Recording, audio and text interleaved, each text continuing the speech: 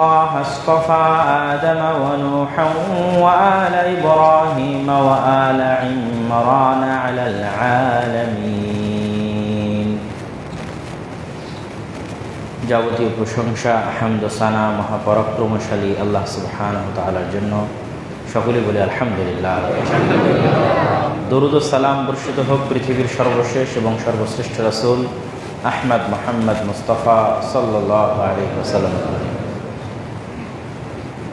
আমরা পবিত্র জিলহজ মাসে প্রবেশের কাছাকাছি। আজকে সন্ধ্যার সময় চাঁদ উঠলে আমরা পবিত্র জিলহজ মাসে প্রবেশ করব ইনশাআল্লাহ, এবং তার 10 দিন পরেই পবিত্র ঈদুল আযহা উদযাপিত হবে। তারই পরিপ্রেক্ষিতে আজকে আমাদের সংক্ষিপ্ত জুমার খুতবার বিষয়বস্তু ইব্রাহিম আলাইহিস সালাতু ওয়াস সালামের জীবনী। এই জিলহজ মাসের এই 10 দিনে যা কিছু ঘটবে তার সবই ইব্রাহিম আলাইহিস সালাতু ওয়াস সালামের জীবনের সাথে সম্পৃক্ত। চাহে সেটি হাজিগণের হজ হোক, সাফা মারওয়ায় সাঈ হোক, হাজিদের মিনায় পাথর নিক্ষেপ হোক, আর সমগ্র মুসলিম বিশ্বে আমাদের কুরবানি করা হোক, এগুলো কোনোটি সরাসরি আমাদের নবী মুহাম্মদ সাল্লাল্লাহু আলাইহি ওয়াসাল্লামের সাথে সম্পৃক্ত নয়, বরং সবগুলোই আমাদের নবী মুহাম্মদ সাল্লাল্লাহু আলাইহি ওয়াসাল্লামের বাবা দাদা ইব্রাহিম আলাইহিস সালাতু ওয়াস সালামের সাথে সম্পৃক্ত। অতএব ইব্রাহিম আলাইহিস সালাতু ওয়াস সালামের জীবনীতে আমাদের জন্য শিক্ষা রয়েছে, এতে সন্দেহের বিন্দুমাত্র অবকাশ নেই।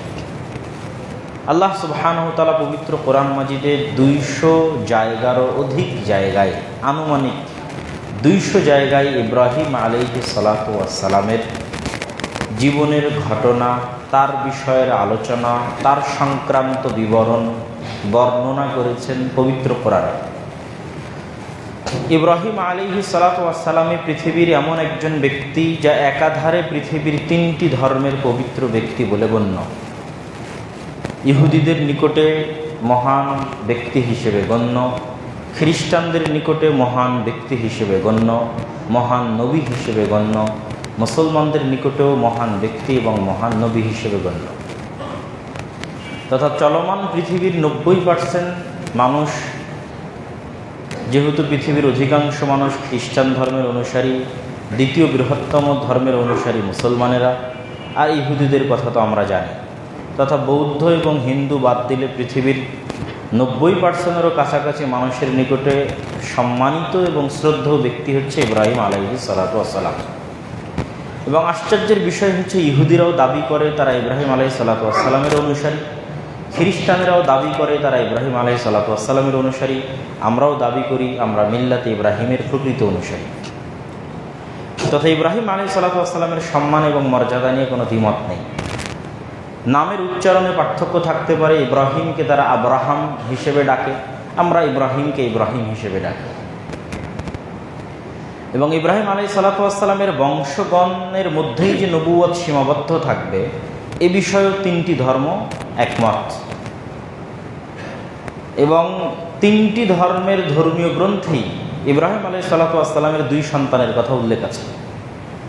ইব্রাহিম আলাইহিস সালাতু ওয়াস সালামের সন্তান ইসহাক এবং ইব্রাহিম আলাইহিস সালাতু ওয়াস সালামের সন্তান ইসমাঈল, এই 2 জনের কথা পৃথিবীর 3টা ধর্মীয় গ্রন্থেই উল্লেখ আছে, এবং 3টা ধর্মের মানুষই বিশ্বাস করে তার 2 জন সন্তান ছিল।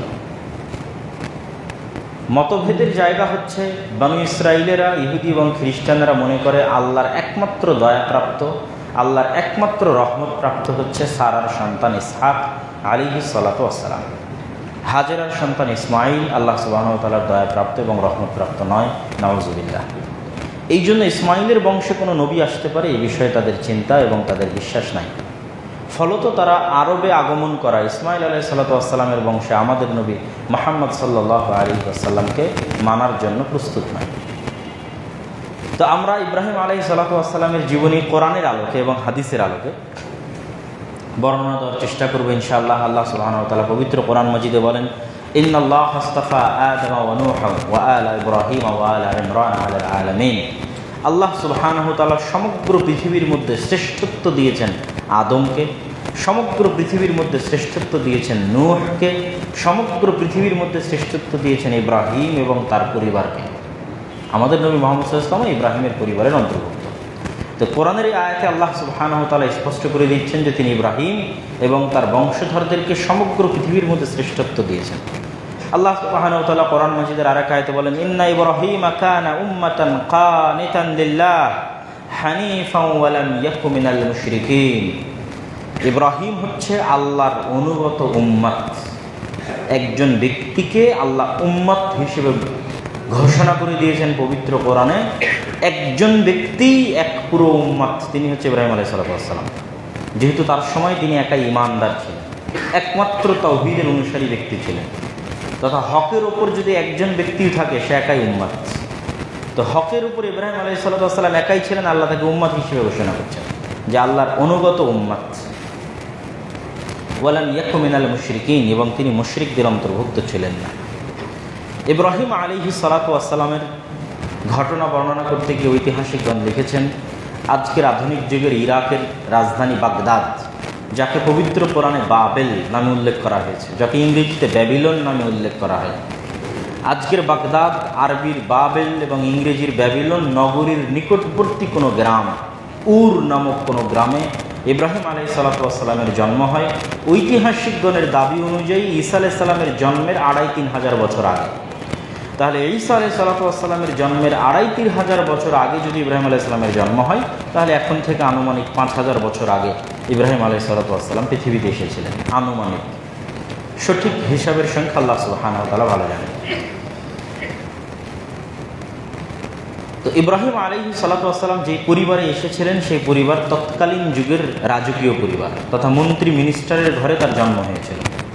মূল প্রধান বাদশাহ নমরুদের একজন উল্লেখযোগ্য মন্ত্রী বা উল্লেখযোগ্য বড় পাদ্রী বা উল্লেখযোগ্য বড় ধর্মীয় যাজক বা উল্লেখযোগ্য বড় প্রধান মুফতি ছিলেন হচ্ছে ইব্রাহিম আলাইহিস সালামের বাবা আজর।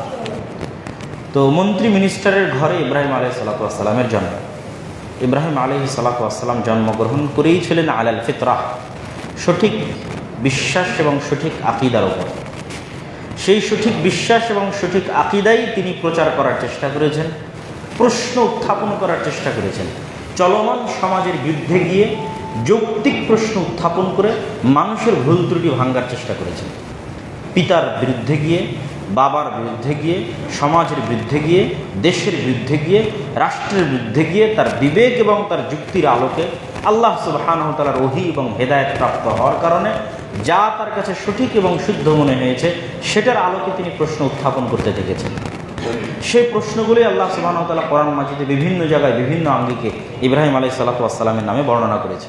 যেমন আল্লাহ সুবহানাহু ওয়া তাআলা কোরআন মাজিদে বলেন, ইয ক্বালা লিআবিহি ওয়া কওমিহি, যখন ইব্রাহিম তার পিতাকে বললেন, সরাসরি তার পিতাকে, ওয়া কওমিহি, এবং তার আশেপাশের জাতিকে বললেন, মা তা'বুদুন ক্বালু না'বুদু আসনামান, যে তোমরা কিসের ইবাদত করো? তারা বলল আমরা মূর্তির ইবাদত করি। ওয়ালা হাল ইয়াসমাউনাকুম ইয তাদউন, এই মূর্তিগুলোকে যখন তোমরা ডাকো তখন কি তারা তোমাদের কথা শুনতে পায়?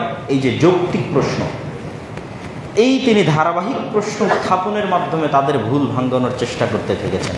আর এক আয়াতে আল্লাহ সুবহানাহু ওয়া তাআলা বলেন, ইয ক্বালা লিআবিহি ইয়া আবাতি লিমা তা'বুদু মা লা ইয়াসমাউ ওয়া লা ইয়াবসুর। আল্লাহ সুবহানাহু ওয়া তাআলা কোরআন মাজিদে বলেন, ইব্রাহিম তার বাপকে ডেকে জিজ্ঞেস করলেন, ইয়া আবাতি, হে আমার পিতা, লিমা তা'বুদ মা লা ইয়াসমাউ ওয়া লা ইয়াবসুর, আপনি এমন কিছুর কেন ইবাদত করেন যে দেখতেও পায় না, শুনতেও পায় না? এটা অযৌক্তিক যে এমন একটা কিছুর আপনি ইবাদত করছেন, তার কাছে চাচ্ছেন, তার কাছে নত হচ্ছেন, সম্মান করছেন, যে আপনাকে দেখতেও পায় না, শুনতেও পায় না। অযৌক্তিক এবং অগ্রহণযোগ্য। ওয়ালা ইউগনি আনকা শাইআ, এবং সে আপনার থেকে মুখাপেক্ষীহীন নয়। যে একটা মূর্তি টিকে থাকবে, দাঁড়িয়ে থাকবে আপনার সাহায্য ছাড়া, এটা অসম্ভব। আপনি তাকে বানিয়েছেন, আপনি তাকে টিকিয়ে রাখছেন, তাহলে আপনার থেকে যে মুখাপেক্ষী নয় তার ইবাদত কেমনে হয়?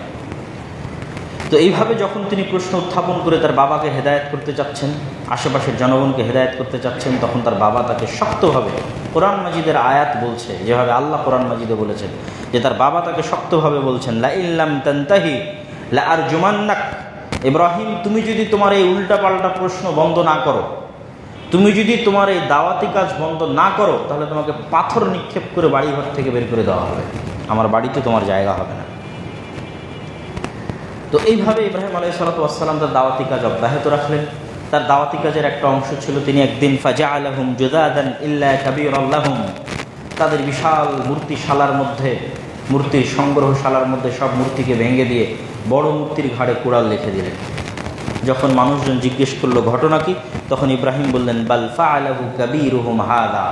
আল্লাহ কোরআনে বর্ণনা করছেন, ইব্রাহিম আলাইহিস সালাতু ওয়াস সালাম বললেন এই যে বড় মূর্তি একাই বেঁচে আছে, বাকি সব মূর্তি ধ্বংস হয়ে গেছে, কুড়ালো ওই বড় মূর্তির ঘাড়ে, অতএব এই বড় মূর্তিকেই জিজ্ঞেস করে এই বড় মূর্তি এই ঘটনা ঘটিয়েছে। বাল ফাআলাহু কাবীরুহুম হাযা, এই সকল মূর্তিগুলোর মধ্যে যেটা সবচেয়ে বড় মূর্তি, এই বড় মূর্তি বাকি সব মূর্তিকে ভেঙে দিয়েছে। ফাসআলুহুম ইন কানু ইয়ানতিকুন, অতএব তোমরা হয় বড় মূর্তিকে জিজ্ঞেস করো, আর না হয় যে মূর্তিগুলো ভেঙে পড়ে আছে তাদেরকে জিজ্ঞেস করো যে কে তোমাদেরকে ভাঙলো। যদি তারা কথা বলতে পারে, যদি তাদের কথা বলার সক্ষমতা থাকে।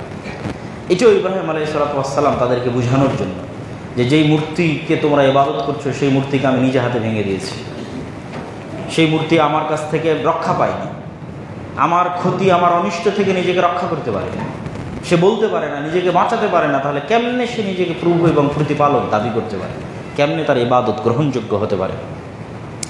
আফাতা'বুদুনা মিন দুনিল্লাহ মা লা ইয়ানফাউকুম শাইয়্যান ওয়া লা ইয়াদুররুকুম, তোমরা কি এমন কিছুর ইবাদত করতে চাও, এমন কিছুর ইবাদত করাকে গ্রহণযোগ্য মনে করো, মা লা ইয়ানফাউকুম শাইয়্যান ওয়া লা ইয়াদুররুকুম, যা তোমাদের কোনো উপকার পৌঁছাতে পারে না এবং তোমাদের কোনো ক্ষতিও করতে পারে না, এবং নিজেরও কোনো উপকার পৌঁছাতে পারে না, নিজেরও কোনো ক্ষতি করতে পারে না। উফফিল লাকুম, তোমাদের জন্য হতাশা যে তোমরা এমন কিছুর ইবাদত করছো যা নিজেকে পর্যন্ত রক্ষা করতে পারে না। ওয়ালিমা তা'বুদুনা মিন দুনিল্লাহ আফালা তা'কিলুন, তোমরা আল্লাহ ব্যতীত এমন সত্তার ইবাদত করো কেন, তোমাদের কি জ্ঞান নাই, তোমাদের কি বুদ্ধি নাই?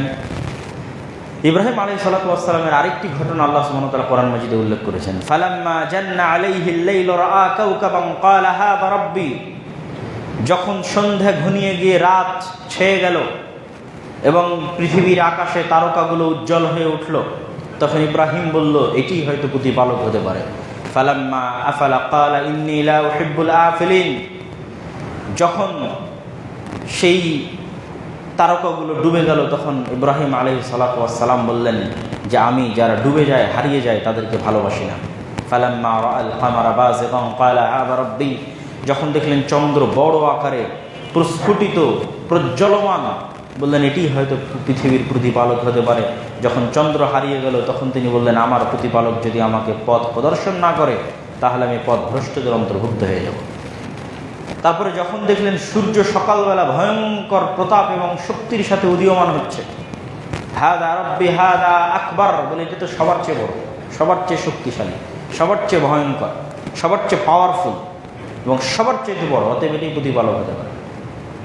ফালাম্মা আফালাত, যখন সূর্য ডুবে গেল তখন তিনি কি বললেন, তখন তিনি ইন্নী বারিউম মিম্মা তুশরিকুন, হে আমার কওম, তোমরা যে শিরক করো এই শিরক থেকে আমি নিজেকে মুক্ত ঘোষণা করছি।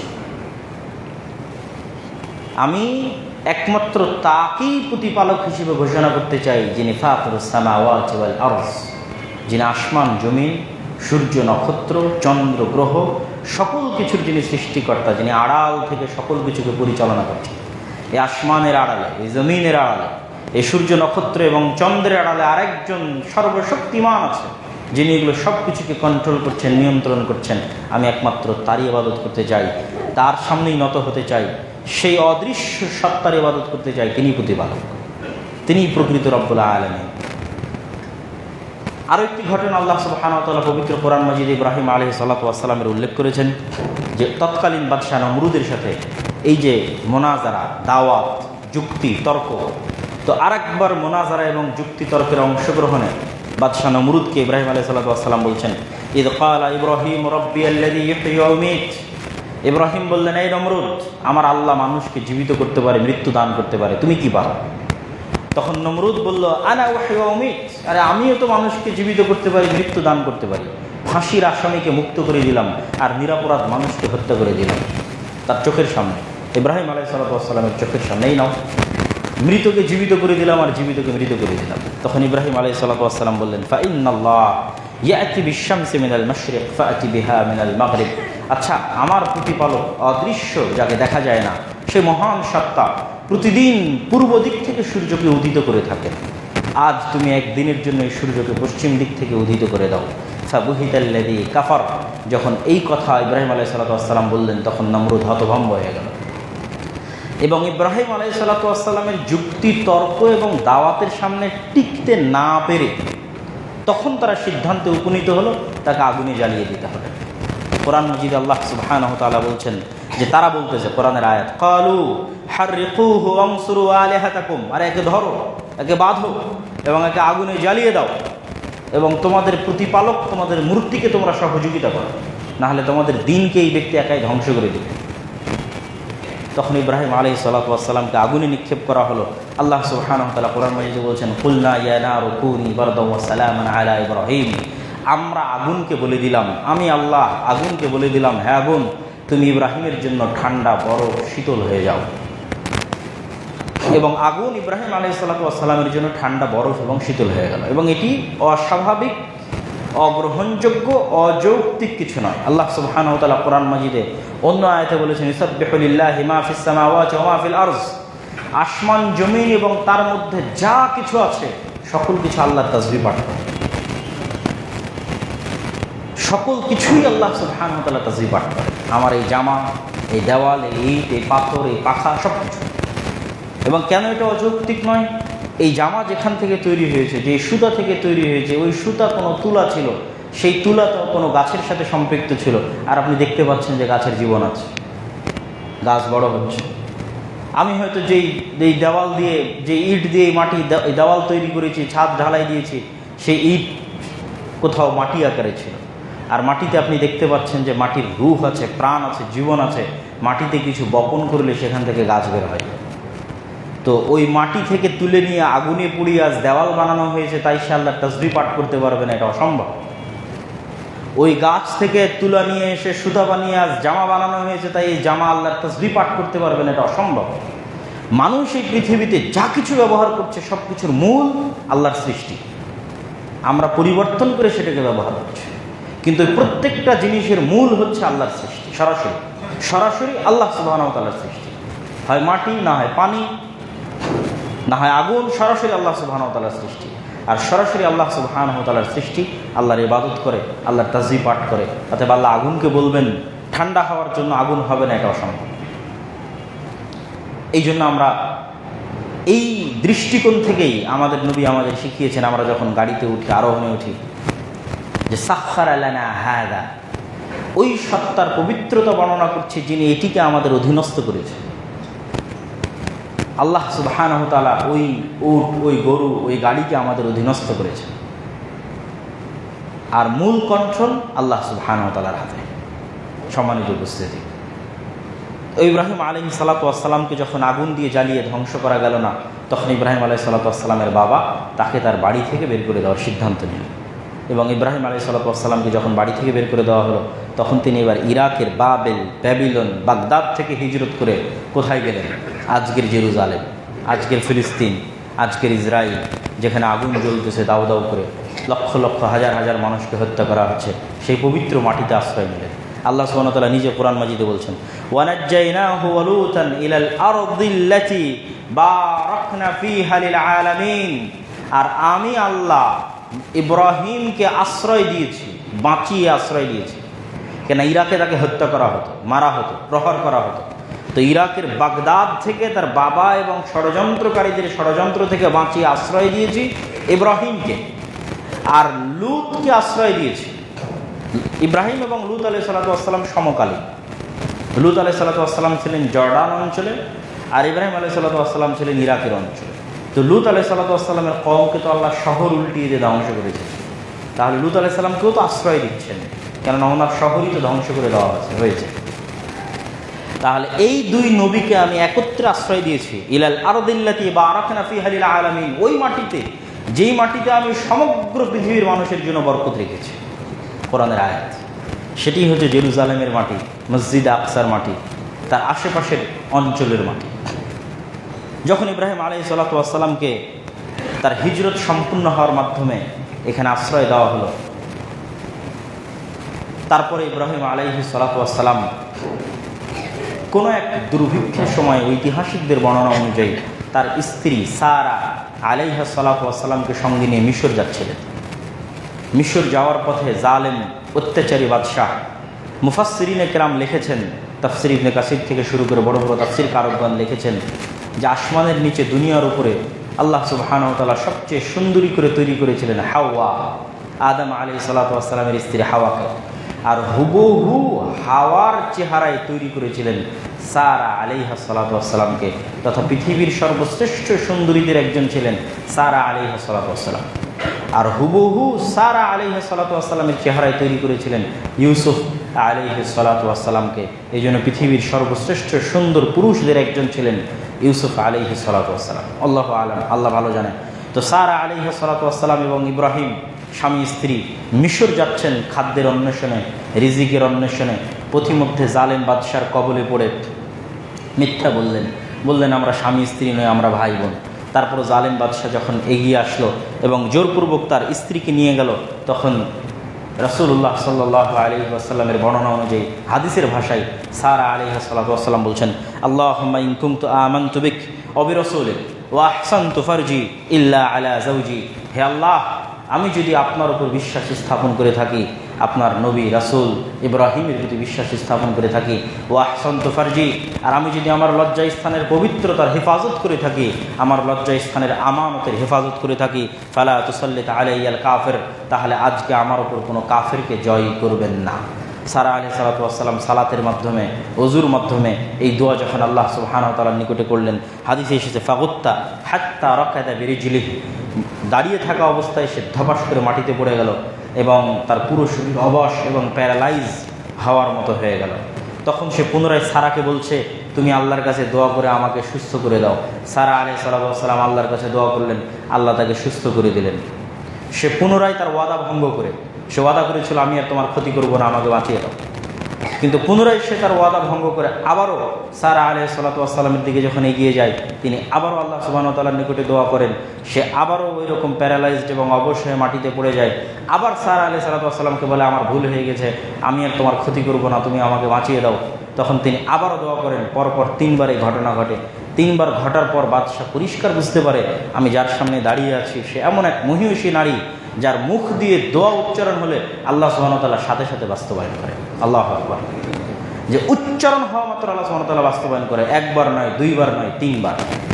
তখন সে সত্যি সত্যি তার কাজ থেকে বিরত থেকে গেল এবং ব্যাপক পরিমাণে হাদিয়া, তোহফা, স্বর্ণ মুদ্রা, ধন সম্পদ এবং তার নিকটে থাকা মহিলা এবং স্ত্রীগণের মধ্যে সবচেয়ে সুন্দরী একজন নারী হাজেরা আলাইহিস সালামকে হাদিয়া হিসেবে ইব্রাহিম এবং সারার সাথে পাঠিয়ে দিলেন।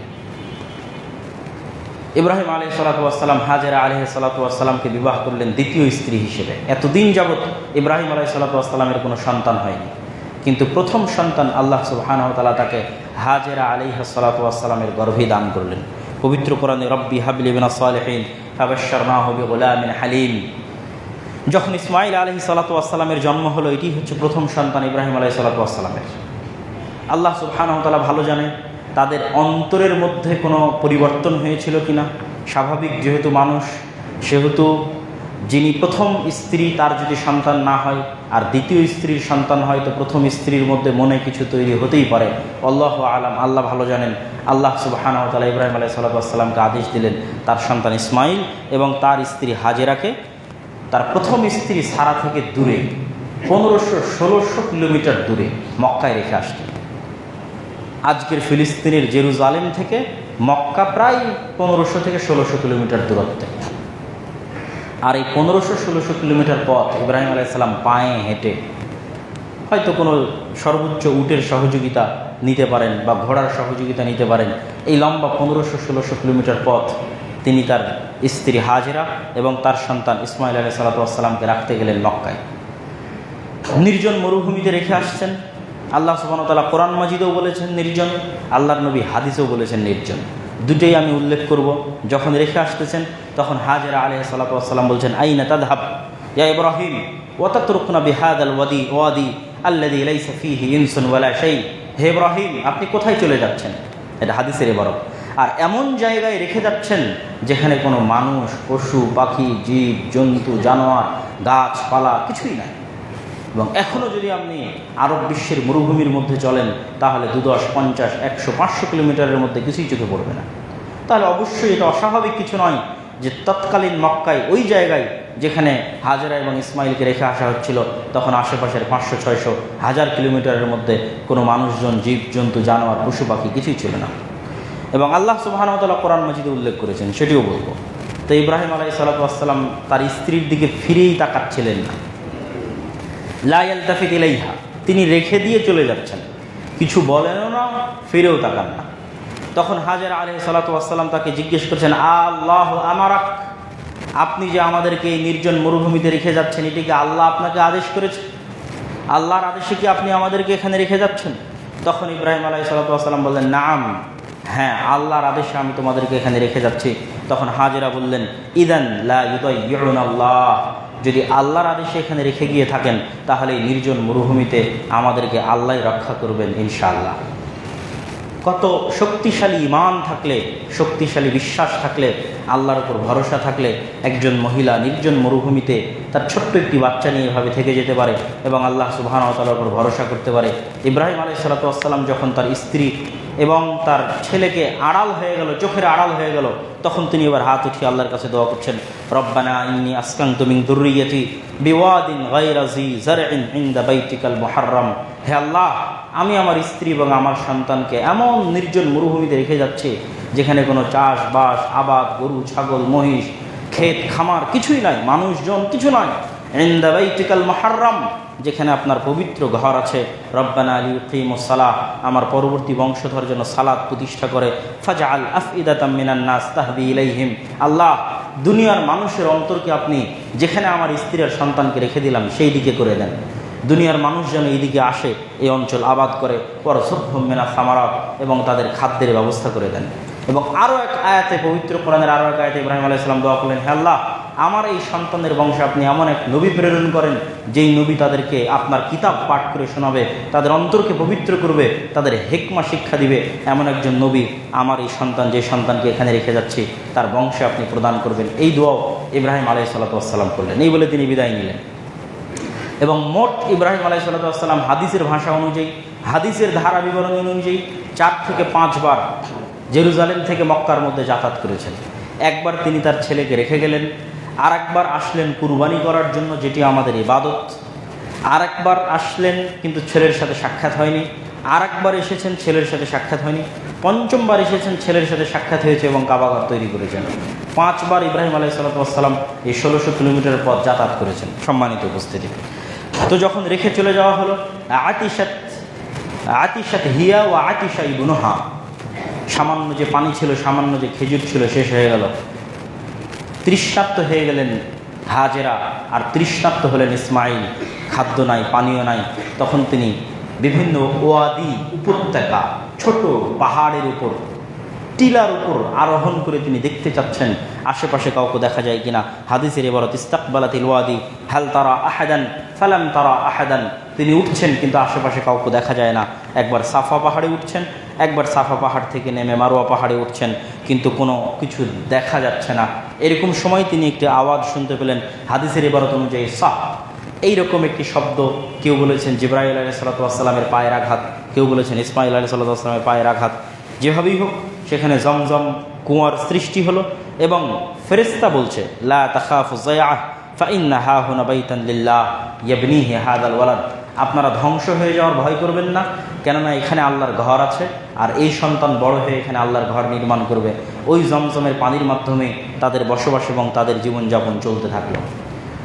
কুরবানি করার জন্য ইব্রাহিম আলাইহিস সালাতু ওয়াস সালাম আসলেন এবং তিনি তার সন্তানকে লক্ষ্য করে বললেন, ইয়া আবাতি, হে আমার ইয়া বুনাইয়া, হে আমার সন্তান, আমি স্বপ্নের মধ্যে দেখতেছি যে আমি তোমাকে কুরবানি করতেছি। তখন ইসমাইল আলাইহিস সালাতু ওয়াস সালাম তার বাবাকে লক্ষ্য করে বললেন যে আপনি আপনার প্রতিপালকের পক্ষ থেকে যা আদিষ্ট হয়েছেন সেটি বাস্তবায়ন করেন, আমার পক্ষ থেকে কোনো অভিযোগ বা কোনো অনুযোগ বা কোনো কিছুই আমি আমার পক্ষ থেকে আপনাকে করব না। পবিত্র কোরআনের আয়াতে এভাবে এসেছে, ইয়া আবাতি ইফআল মা তু'মার সাতাজিদুনি ইনশাআল্লাহ মিনাস সাবিরিন, হে আমার পিতা, আল্লাহ আপনাকে যা আদেশ করেছে তাই বাস্তবায়ন করেন, আপনি আমাকে ধৈর্যশীলদের অন্তর্ভুক্ত পাবেন। ফালাম্মা আসলামা ওয়া তাল্লাহু লিল জাবিন, যখন বাপ বেটা উভয়ে আত্মসমর্পণ করলো আল্লাহর সিদ্ধান্তের সামনে। ফালাম্মা আসলামা এই শব্দের অর্থ হচ্ছে যখন পিতা এবং পুত্র উভয়ে আত্মসমর্পণ করলো আল্লাহর আদেশের সামনে। ওয়াতাল্লাহু লিল জাবিন, এবং কাঁধ পেতে দিল কুরবানি হয়ে যাওয়ার জন্য আল্লাহ সুবহানাহু ওয়া তাআলার আদেশের সামনে। ওয়ানাদাইনাহু আইয়া ইব্রাহিম কদ সাদ্দাকতা রুইয়া ইন্না কাযালিকা নাজজিল মুহসিনিন, তখন আমি আল্লাহ ডাক দিয়ে বললাম, হে ইব্রাহিম, তুমি তোমার স্বপ্নকে সত্য বাস্তবায়ন করেছো, আমার আদেশকে বাস্তবায়ন করেছো। ইন্না কাযালিকা নাজজিল মুহসিনিন, এইভাবেই যারা ইহসানের সাথে, নিখুঁততা, নিপুণতার সাথে আল্লাহর আদেশের বাস্তবায়ন করে তাদেরকে আমরা প্রতিদান দিয়ে থাকি। ইন্না হাযা লাহুল বালাউল মুবিন, এটা তোমার জন্য পরীক্ষা ছিল। ওয়া ফাদাইনাহু বিযিবহিন আযীম, এই পরীক্ষায় তুমি পাশ করেছো, তোমার সন্তানকে কুরবানি করতে হবে না। ফাদাইনাহু বিযিবহিন আযীম, তোমার সন্তানকে আমি মুক্ত ঘোষণা করে দিলাম আরেকটি বড় কুরবানির বিনিময়ে। দুম্বা হোক, যে প্রাণী হোক, সেই প্রাণীর কুরবানির মাধ্যমে তোমার সন্তানের জীবনকে মুক্ত ঘোষণা করে দিলাম, তুমি তোমার পরীক্ষায় পাশ করেছো। এই সেই কুরবানি, যেই কুরবানি আমরা করব 10 দিন পর। এটি মূলত আল্লাহ সুবহানাহু ওয়া তাআলার সিদ্ধান্তের সামনে পিতা এবং পুত্রের একনিষ্ঠ আত্মসমর্পণের নিদর্শন। যে আল্লাহ সুবহানাহু ওয়া তাআলা কিছু বলছেন, সেটি মানার ক্ষেত্রে কোনো দ্বিধা এবং কোনো সংকোচ নাই। সেই দ্বিধা এবং সংকোচ না থাকার যে প্রতিদান, যে পুরস্কার, আল্লাহর উপর তাওয়াক্কুল এবং ভরসার যে প্রতিদান এবং পুরস্কার, তা সারা পৃথিবী দেখছে। আজ সমগ্র পৃথিবী দেখছে। হাজার হাজার লক্ষ লক্ষ মানুষ হজ করার জন্য গেছে। পৃথিবীর সর্বশ্রেষ্ঠ মানুষ মুহাম্মদ সাল্লাল্লাহু আলাইহি সাল্লাম পর্যন্ত সাফা মারওয়া পাহাড়ে দৌড়িয়েছে। লক্ষ লক্ষ মানুষ মিনায় পাথর নিক্ষেপ করবে। পৃথিবীর কোটি কোটি মানুষ কুরবানি করবে। পৃথিবীর 90%-এরও অধিক ধর্মের অনুসারী মানুষ ইব্রাহিম এবং তার পরিবারকে সম্মানিত মনে করে। এই যে প্রতিদানগুলো আল্লাহ সুবহানাহু ওয়া তাআলা দিয়েছেন, এটি হচ্ছে ইব্রাহিমের ইখলাস, তার পরিবারের ইখলাস। সারা প্রথম স্ত্রীর তাকওয়া পরহেজগারিতা দেখলেন জালেম বাদশার সামনে। দ্বিতীয় স্ত্রীর তাকওয়া পরহেজগারিতা দেখছেন নির্জন মরুভূমিতে, মক্কার মাটিতে, আল্লাহর উপর ভরসা, আল্লাহর উপর আস্থার মাধ্যমে। অতএব পুরো পরিবারটাই পৃথিবীর সবচেয়ে আদর্শ পরিবার। বাবা হিসেবে পৃথিবীর সবচেয়ে আদর্শ বাবা ইব্রাহিম আলাইহিস সালাতু ওয়াস সালাম। স্ত্রী হিসেবে পৃথিবীর সবচেয়ে আদর্শ স্ত্রী ইব্রাহিমের 2 স্ত্রী সারা এবং হাজেরা। সন্তান হিসেবে পৃথিবীর সবচেয়ে আদর্শ সন্তান ইব্রাহিমের 2 সন্তান ইসহাক এবং ইসমাইল। তাদের পুরো পরিবারটাই আল্লাহ সুবহানাহু ওয়া তাআলার সিদ্ধান্তের সামনে, আল্লাহ সুবহানাহু ওয়া তাআলার আদেশের সামনে আল্লাহ ভরসা, ইখলাস, তাওয়াক্কুল, আস্থা, প্রত্যেকটা ক্ষেত্রে তারা পৃথিবীর সর্বোচ্চ স্তর অতিক্রম করেছিল। পৃথিবীর সর্বোচ্চ স্তর অতিক্রম করার কারণে আল্লাহ তাদের এই পরিবারকে এমনভাবে কবুল করেছেন। আল্লাহ সুবহানাহু ওয়া তাআলা নিজে কোরআন মাজিদে বলছেন যে আমি নবুয়তকে ইব্রাহিমের বংশে সীমাবদ্ধ করে দিয়েছি। ইব্রাহিমের পরে আর পৃথিবীতে কোনোদিন নবী ইব্রাহিমের বংশের বাইরে আসবে না। তারপরে ইব্রাহিম আলাইহিস সালাতু ওয়াস সালাম তৃতীয়বার জেরুজালেম থেকে মক্কায় গেলেন। গিয়ে সন্তানকে খুঁজতেছেন, সন্তানকে পাচ্ছেন না। বাড়িতে মহিলা মানুষ ইসমাইল আলাইহিস সালাতু ওয়াস সালামের স্ত্রী আছে, তাকে জিজ্ঞেস করছেন বাড়ির মালিক কই। ইসমাইল আলাইহিস সালাতু ওয়াস সালামের স্ত্রী বলছেন খারাজা আন ইয়াসিদ লানা, তিনি শিকার করার জন্য বের হয়ে গেছেন আমাদের খাদ্য সংগ্রহের জন্য।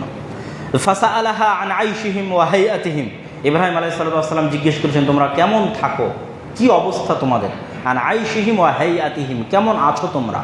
তখন ইসমাইল আলাইহিস সালাতু ওয়াস সালামের স্ত্রী বলছে নাহনু বিশাররিন ওয়া দীকিন ওয়া শিদ্দাতিন, আমরা খুব কঠিন অবস্থার মধ্যে দিয়ে দিন পার করি, তেমন ভালো কোনো খাবারের ব্যবস্থা নাই, ভালো কোনো জীবনযাপনের ব্যবস্থা নাই। ইব্রাহিম আলাইহিস সালাতু ওয়াস সালামের উত্তর শুনে খুব মন খারাপ হয়ে গেল। মন খারাপ হওয়াতে ইব্রাহিম আলাইহিস সালাতু ওয়াস সালাম বললেন বাড়ির মালিক যদি ফিরে আসে আকরি আলাইহিস সালাম, বাড়ির মালিককে আমার সালাম দিবে, বলবে একজন মুরব্বী বৃদ্ধ মানুষ এসেছিল, সালাম দিয়েছে।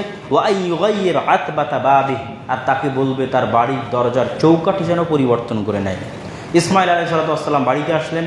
ইব্রাহিম আলাইহিস সালাতু ওয়াস সালাম কোথাও গেলে তার একটা সুগন্ধি বা আসার প্রভাব থাকতো।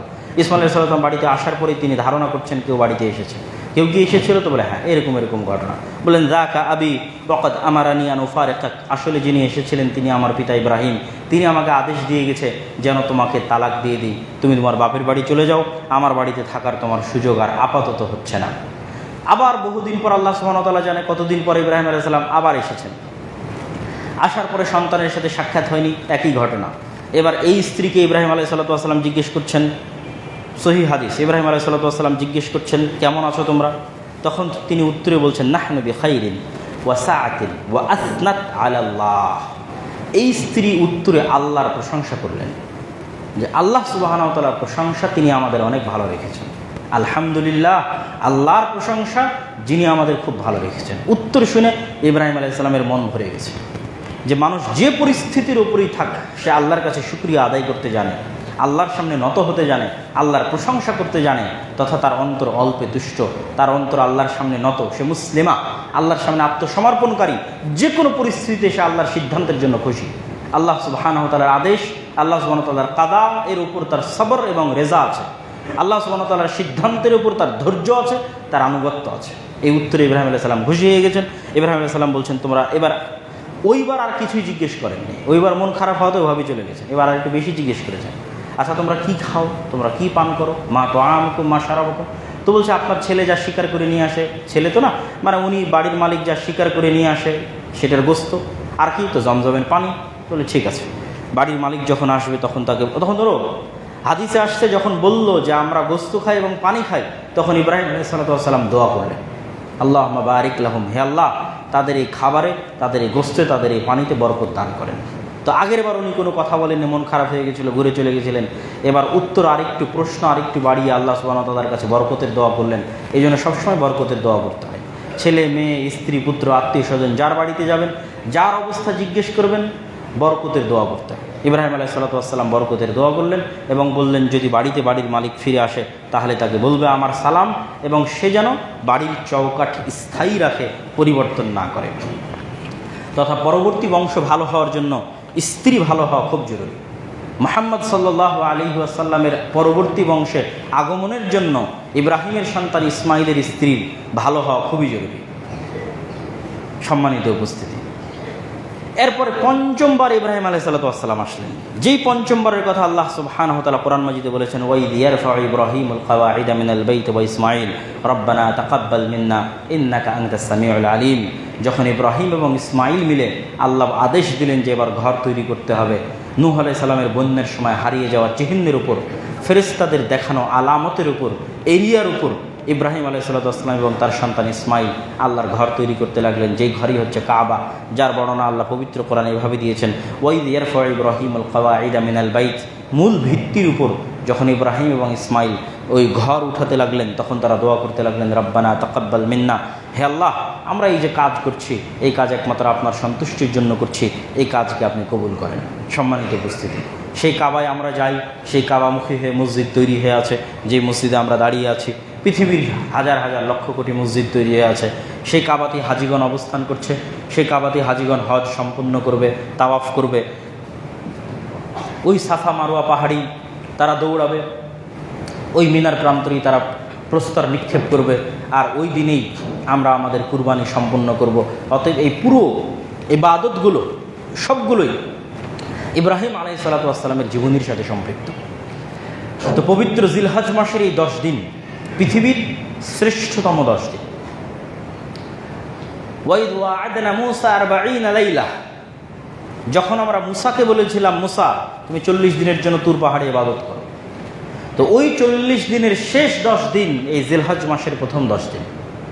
মুসা আলাইহিস সালামের তুর পাহাড়ে ইবাদতের 40 দিনের শেষ 10 দিন জিলহজ মাসের প্রথম 10 দিন। তো এই জিলহজ মাসের প্রথম 10 দিন রমাজানের দিনের চাইতেও শ্রেষ্ঠ।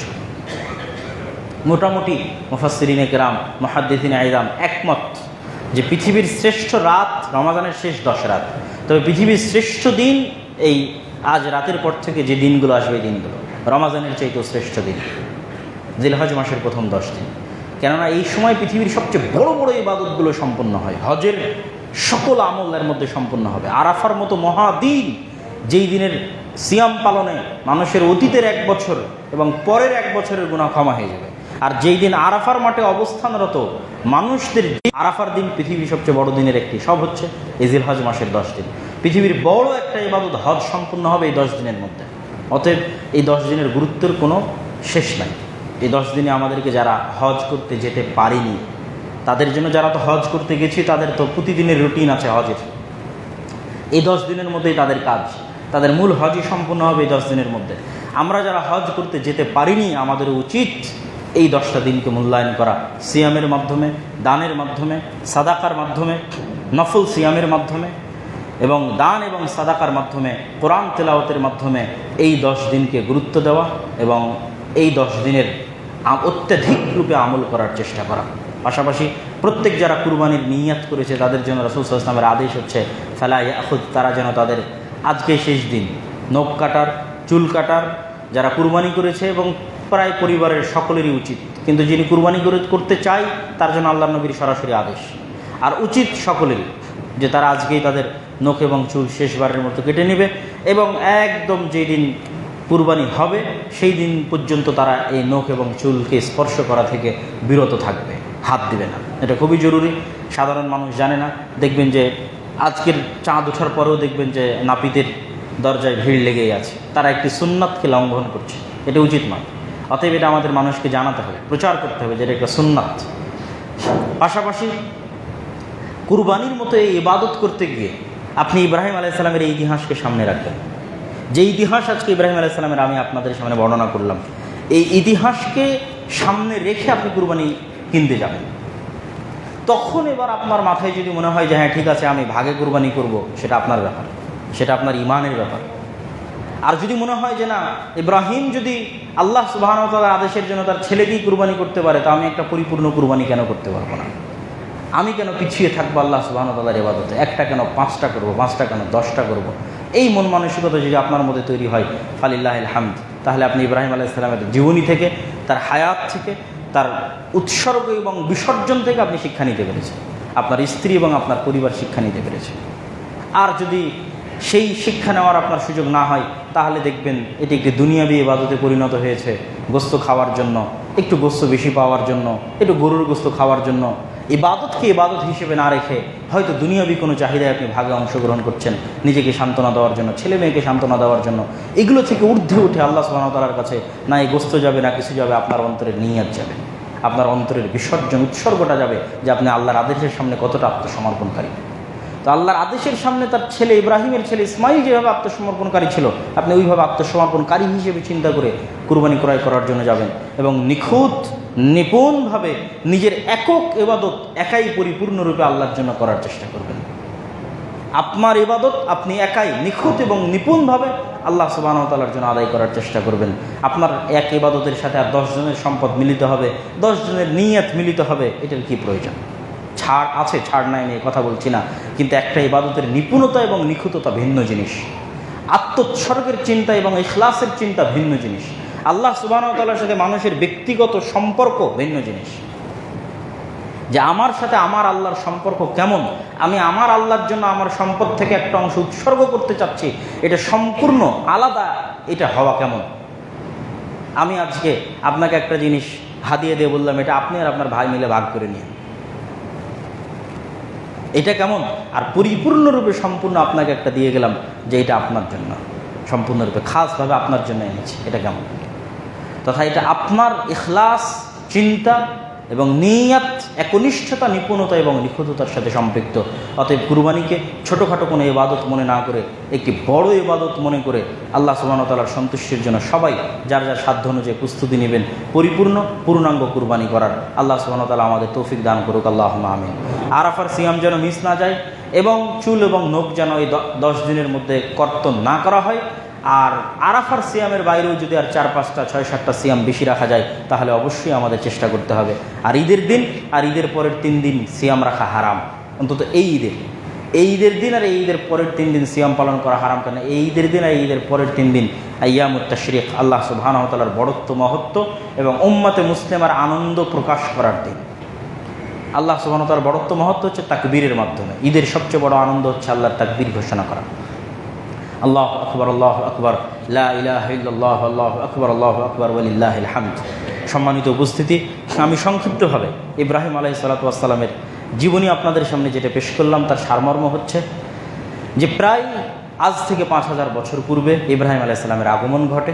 ইব্রাহিম আলাইহিস সালামের পুরো পরিবার একটি আদর্শ পরিবার। তিনি ইরাক থেকে হিজরত করেছেন শাম, ফিলিস্তিন, জেরুজালেম। এই জন্য কিয়ামত পর্যন্ত একদল মানুষ হকের ওপর থাকবে, শাম, ফিলিস্তিন এবং জেরুজালেমে। রাসূল সাল্লাল্লাহু আলাইহি ওয়াসাল্লাম বলে গেছেন যে আমার বাবা ইব্রাহিমের যেটা হিজরতের জায়গা, ওখানে কিয়ামত পর্যন্ত হক থাকবে। আমি হিজরত করেছি মক্কা থেকে মদিনা, এখানে কিয়ামত পর্যন্ত হক থাকবে। আর আমার বাবা ইব্রাহিম হিজরত করেছে ইরাক থেকে শাম এবং ফিলিস্তিনে। অতএব একটা দল যে চিরদিন হকের উপর থাকবে, তার একটা অংশ চিরদিন এই জেরুজালেম এবং তার আশেপাশের অঞ্চলে অবস্থান করবে। এটি পবিত্র ভূমি এবং পবিত্র মাটি। আর ইব্রাহিম আলাইহিস সালামের পরে বড় বড় নবীরা এখানে এসেছেন। ইব্রাহিমের ছেলে ইসহাক, ইসহাকের ছেলে ইয়াকুব, ইয়াকুবের ছেলে ইউসুফ, ইউসুফের পরে মুসা, মুসার সাথে হারুন, মুসা এবং হারুনের পরে দাউদ, সুলাইমান, দাউদ সুলাইমানের পরে জাকারিয়া, ইয়াহইয়া এবং ঈসা আলাইহিস সালাতু ওয়াস সালাম, এবং মধ্যেখানে আইয়ুব থেকে শুরু করে আরও যত নবী বনী ইসরাইলের আছে, সকল নবীর মূল মার্কাজ ছিল এই জেরুজালেম। এবং তারপরে আমাদের নবী মুহাম্মদ সাল্লাল্লাহু আলাইহি ওয়াসাল্লাম, ইব্রাহিম আলাইহিস সালামের আরেক সন্তান ইসমাইল আলাইহিস সালাতু ওয়াস সালাম থেকে আবুল আরব, আরবদের পিতা। এবং ইব্রাহিম আলাইহিস সালাতু ওয়াস সালামের এই পুরো জীবনী এবং তার দুই স্ত্রী এবং তার সন্তানের যে জীবনীগুলো আজ তুলে ধরা হলো, এই প্রত্যেকটা অংশ থেকে আমাদের জন্য শিক্ষা আছে, আমাদের স্ত্রীদের জন্য, আমাদের সন্তানদের জন্য, আমাদের বাবাদের জন্য। আল্লাহ সুবহানাহু ওয়া তাআলা এই শিক্ষাগুলো যেন আমাদের অনুসরণ করার, বোঝার এবং আমল করার তৌফিক দান করে। আল্লাহুম্মা আমিন। আমাদের সকলকে যেন ইব্রাহিম আলাইহিস সালামের মতো পরিপূর্ণ তাওহীদপন্থী, পরিপূর্ণ একনিষ্ঠ ইখলাসপন্থী, তার সন্তানদের, তার স্ত্রীদের মতো আল্লাহ সুবহানাহু ওয়া তাআলার উপর একচ্ছত্র ভরসাকারী, আস্থা স্থাপনকারী এবং আল্লাহ সুবহানাহু ওয়া তাআলার যে কোনো আদেশের সামনে আত্মোৎসর্গকারী, বিনা বাক্য ব্যয়ে যেন আল্লাহ সুবহানাহু ওয়া তাআলা আমাদের কবুল করে। আল্লাহুম্মা আমিন। বক্তব্যের শেষের দিকে আপনাদের জন্য গুরুত্বপূর্ণ একটি কথা যা না বললেই নয়, সেটি হচ্ছে আমরা এখানে সবসময় আসি, প্রতি জুমায়, প্রতি মাসে হয়তো একবার আসা হয়, তো সবসময় হয়তো বই পুস্তক সাথে আনা হয় না। তো গাড়িতে যে বই পুস্তকগুলো থাকে, যেমন এখন হজ এবং উমরা যে লম্বা আমি আলোচনা করলাম, এই পুরো আলোচনায় হয়তো হজ উমরার যে বই আছে সে বইয়ের মধ্যে পেয়ে যাবেন। আবার নতুন যে বইটি প্রকাশিত হয়েছে মিন্নাতুল বারি দ্বিতীয় খণ্ড, তার মধ্যে ঈমান থেকে শুরু করে বিভিন্ন বাতিল ফেরকা, আকিদা, সেই সকল গুরুত্বপূর্ণ আলোচনাও বইয়ের মধ্যে পেয়ে যাবেন। আবার মাসিক আল ইতিসাম, যেটা প্রতি মাসে প্রকাশিত হয় এবং ভারতের বড় বড় আলেম ওলামাও এই মাসিক আল ইতিসামের সাথে জড়িত আছেন।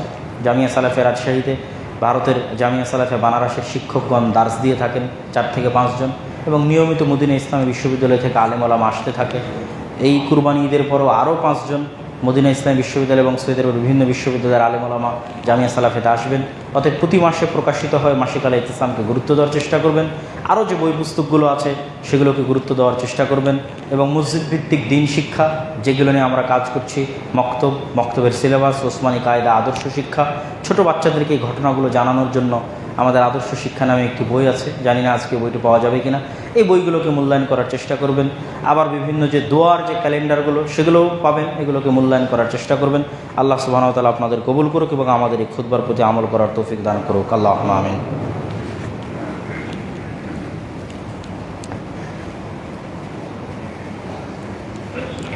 আলহামদুলিল্লাহ ওয়াহদা ওয়াসসালাতু ওয়াসসালামু আলা মান লা নাবিয়্যা বা'দাহু ইয়া আইয়ুহাল্লাযীনা আমানু সাল্লু আলাইহি ওয়া সাল্লিমু তাসলিমা। আল্লাহুম্মা সাল্লি আলা মুহাম্মাদ ওয়া আলা আলি মুহাম্মাদ কামা সাল্লাইতা আলা ইব্রাহিম ওয়া আলা আলি ইব্রাহিম ইন্নাকা হামিদুম মাজিদ। আল্লাহুম্মা বারিক আলা মুহাম্মাদ ওয়া আলা আলি মুহাম্মাদ كما باركت على إبراهيم وعلى آل إبراهيم إنك حميد مجيد. ربنا ظلمنا أنفسنا وإن لم تغفر لنا وترحمنا لنكونن من الخاسرين. ربنا ظلمنا أنفسنا وإن لم تغفر لنا وترحمنا لنكونن من الخاسرين. ربنا ظلمنا أنفسنا وإن لم تغفر لنا وترحمنا لنكونن من الخاسرين. ربنا آتنا في الدنيا حسنة وفي الآخرة حسنة وقنا عذاب النار.